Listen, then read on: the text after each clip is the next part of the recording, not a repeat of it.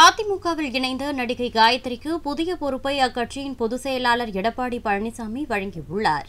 தமிழ் சினிமாவில் நடிகையும் நடன இயக்குநருமாக வலம் வந்தவர் நடிகை காயத்ரி ரகுராம். இவர் பாஜகவில் இணைந்து கட்சியின் வளர்ச்சிக்காக மிக தீவிரமாக செயல்பட்டு வந்தார். இதனால் இவர் தமிழக பாஜகவில் வெளிநாட்டு மற்றும் அண்டை மாநில தமிழ் வளர்ச்சி பிரிவின் தலைவராக நியமிக்கப்பட்டிருந்தார். அண்மையில் கட்சியில் சீனியர்களுக்கு எதிராக அண்ணாமலை செயல்படுவதாகவும் அண்ணாமலை வந்த பின் பெண்களுக்கு பாதுகாப்பு இல்லை எனவும் காயத்ரி ரகுராம் கடுமையாக விமர்சனம் செய்திருந்தார். இதனால் கட்சியின் பெயருக்கு களங்கம் விளைவித்ததாக கூறி அவர் பாஜகவிலிருந்து சஸ்பெண்ட் செய்யப்பட்டார். இதற்கிடையே கடந்த மாதம் எடப்பாடி பழனிசாமி முன்னிலையில் அதிமுகவில் இணைந்து பணியாற்றி வந்தார். இந்த நிலையில் அடுத்த ஜாக்பாட்டாக காயத்ரிக்கு மகளிர் அணி துணை செயலாளர் பதவி வழங்கி அதிமுக கட்சி பொதுச் செயலாளர் உத்தரவிட்டுள்ளார். இதனால் அவர் டபுள் சந்தோஷத்தில் உள்ளார்.